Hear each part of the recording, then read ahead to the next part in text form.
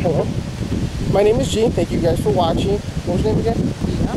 This is Leah. Can't see her, but she's going to help me with my speech today. Today I'm going to try to convince her that if cigarettes and liquor are legal, that any other substance or drug or so-called drug should be legal also. And first, I think I want to have a conversation instead of a speech, giving you statistics, because I don't think you get anywhere until you actually talk with people and connect with people and realize that we're not very different at all. Mm-hmm. And so even though we may have differences, are they that big of a deal? And so I'd like to start with, what are some of the reasons you may think personally that would make a drug illegal? Even your own personal thoughts, or what the government says. Just Yes, high death rate maybe. Right. The crime involved. Right. Yes. Mm-hmm. I think that's probably the most two biggest as far as drugs. So you think, just based on death and crime, something should be illegal? Or substance? We're not talking about anything else. Not just necessarily, but some form of regulation, definitely. Right. Okay. And since I'm talking about only alcohol and cigarettes being legal, mm-hmm. we're going to compare them to illegal drugs such as marijuana, heroin, say meth, ecstasy, say mushrooms, stuff like that. Have you personally had any experience with any type of drug, illegal or legal? And you're not on camera, so you're good. I'm not going to answer it. Okay. For my personal opinion, I've drunk. I've never smoked a cigarette. I've smoked weed before, and never tried any other type of drug. And from my own experiences, I would much rather smoke than drink alcohol or become intoxicated. I can remember situations in my own life where I can't remember a couple hours from being so drunk. And I don't think that's a rarity. And yet, this is something that's legal and able to go to the corner store and buy. Me smoking weed at any point in time, never have I felt or not remembered something about a night. And I think it contradicts what we all think about what should be legal and what should be illegal. You still don't want to say nothing about your own situations? No? No. All right. One of the things you had talked about is the death rate. Something, should be illegal. Nicotine, or cigarettes, directly causes 443,000 deaths per year. It's the #1 killer in the world right now, killing 5 million people a year. It outpaces AIDS, malaria, and tuberculosis combined. And this is all directly attributed to nicotine, cigarette, and all the chemicals that are in those. And yet, this is legal. And the recent survey showed that nicotine was the most addictive drug in the world right now. More addictive than cocaine, crack, meth. Nicotine is the hardest habit to kick. And yet we live in a society where it's legal to have this. How do you feel like that's right at all? Or that it should be maybe, if we're saying these other drugs are illegal, why isn't alcohol and tobacco in that same category? I think just alcohol and tobacco is from the long tradition of usage. I mean, that's why it's legal. I mean, with Prohibition, mm-hmm. they found it was disastrous to make it illegal, mm-hmm. Because people use it so much and have used it for so long. Right. I completely agree with that. Yes, and that's the same with tobacco, however.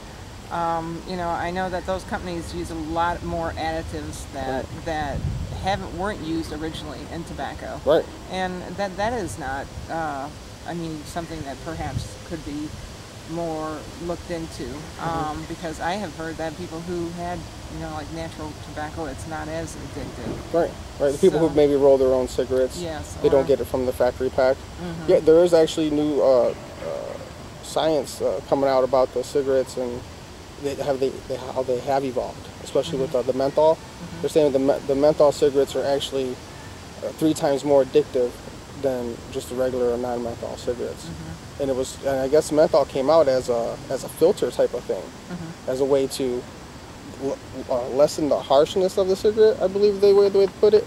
And it seems that it's actually opposite of that. Mm-hmm. So, the theory with it's a tradition, and the prohibition, and the people stop. People are going to start using anyway. I think that's the same thing with any drug, though. People are going to use it anyway. And at what point do we say, to another human, well, I don't want you to use that because it's bad for you? When we allow nicotine and alcohol, which are possibly the worst things for you, to be legal. And that should we not be, the same way across the board, possibly, on all drugs, all substances? Well, I think part of the thing is that with alcohol, people develop an idea of how they can control it. I mean, as far as, how many drinks they can have, right. Except for the alcoholic who doesn't, right? But generally, social drinkers kind of know. I mean, right. at my age, I know how many I should have, and I don't drink and drive and all those things. Right. And I don't think alcohol is addictive as, like, cigarettes either. No, I don't think so either. So in some ways, alcohol, I think, is much, much more predictable than a lot of other things, like heroin. I mean, or like a lot of these young people today like to snort different kinds of pills and stuff. I've never understood snorting anything. I was like, oh, that just looks so painful.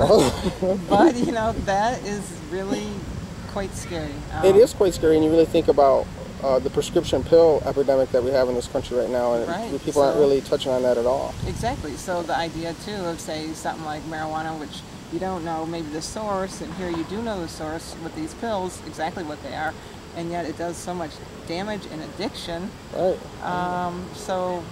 It's a tough, I don't know. Right. Well, my argument is, I just think everything should be legalized. And if that means, we say heroin's legal, anybody can use it, does that mean I'm going to go out and use heroin tomorrow? I think we need a better education system that says, look, these are the outcomes. We've seen what happens to people when they're on these things. Is this what you really want? But people seeing what alcoholism does, and they still do it. Or people see what happens to people who smoke cigarettes with lung cancer, and they still do it. Right. So if you make things legal, it's easier access, perhaps. But at the end of the day, isn't it that there's their choice, though? Because they're not. Cigarettes actually have secondhand, causes that, and alcohol affects to people.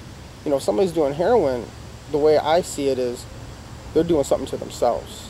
I don't think most people with heroin can function while they're on heroin. Yeah. I'm not sure. I've never done it. Not really been that close to somebody, but people get drunk and drive, kill people. Secondhand smoke kills thousands of people every year. I'm not sure how much secondary damage heroin does to somebody, and I think that should be considered in the argument. Yeah. No, I think that alcoholism, lung cancer, smoking, it affects people around them. I mean, and when you introduce even more stuff like, and I do have a family member who was addicted to heroin, and I can tell you it was very bad. It's a lot. Not only is it stress on the family, but it's the money involved in medical care, the danger that, say, you're mixing alcohol with heroin. So it's really a tough thing, because basically you're giving people more opportunity to do.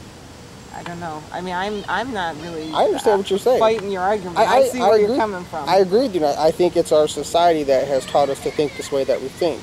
To say if we legalize everything, then we become like a crazy society. People are just going to go retarded. Not many people know this. In 2001, Portugal decriminalized all usage of any kind of narcotics, drugs, everything. Didn't legalize anything. Decriminalized it. So you can still get in trouble if you're a dealer. But if you have a certain amount of anything on you, they treat you as a patient, And over the first 5 years of it being in effect, crime lowered, usage of marijuana among teens dropped, HIV among users dropped from 1,400 HIV cases a year to 400 new HIV cases a year, because they legalized everything and they educated their people. And this is in Portugal. It's not a small city, it's actually a country that, it's not a huge country, but it's a country that did this.